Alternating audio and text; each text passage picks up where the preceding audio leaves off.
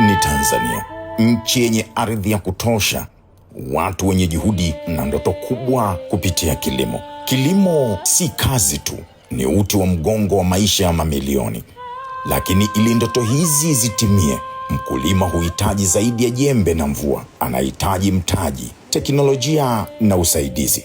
Hapa ndipo Benki ya Maendeleo ya Kilimo Tanzania TADB inapochukua nafasi yake kama mwanga unaoongoza mabadiliko ya uchumi wa kilimo hapa Tanzania.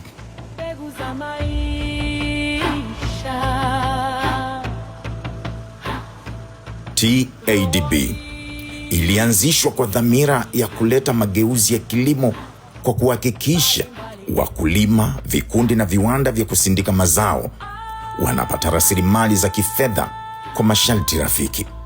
Msingi wa benki hii ni kuwafikia wale ambao kwa miaka mingi hawakuwa na nafasi ya kupata mikopo au huduma za kifedha. Katika safari yetu tumetembelea mikoa mbalimbali kutoka Iringa, Mbeya, Ruvuma, Tanga, Morogoro, Mwanza na kwingineko. Kila tulikofika tuliona ushuhuda wa wazi. Uwekezaji wa TADB umebadilisha kabisa maisha ya watu, kutoka mashamba ya mpunga hadi viwanda vya kusindika maziwa mpaka mabwawa ya kufugia samaki. Kila hatua hapa inaonyesha nguvu ya fedha inayowezesha maendeleo yetu. Katika mikoa ya uzalishaji kama Mbeya na Morogoro, mikopo ya TADB imewezesha wakulima kupata mbegu bora, mashine za umwagiliaji na zana za kisasa. Matokeo yake sasa, uzalishaji umeongezeka mara 2 hadi 3. Wakulima ambao zamani walitegemea mvua pekee sasa wanavuna kwa uhakika.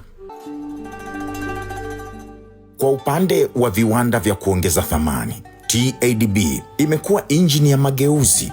Kupitia mikopo ya kati na mikubwa, wajasiriamali hapa wameweza kufungua viwanda vya kukoboa mpunga, kusindika maziwa na kutengeneza mafuta ya alizeti na bidhaa nyingine nyingi. Hii imeongeza ajira kwa vijana, kipato kwa wakulima na thamani ya mazao yetu sokoni. Vijana na wanawake ni nguzo muhimu mno katika sekta ya kilimo.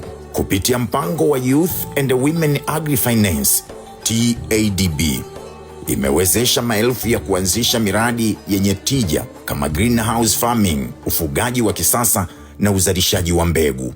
Hawa ndio mabalozi wa kilimo cha kisasa Tanzania.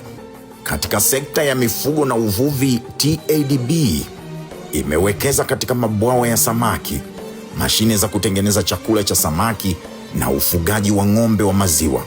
Matokeo yake ni ongezeko la uzalishaji, usalama wa chakula na kipato kwa familia nyingi vijijini.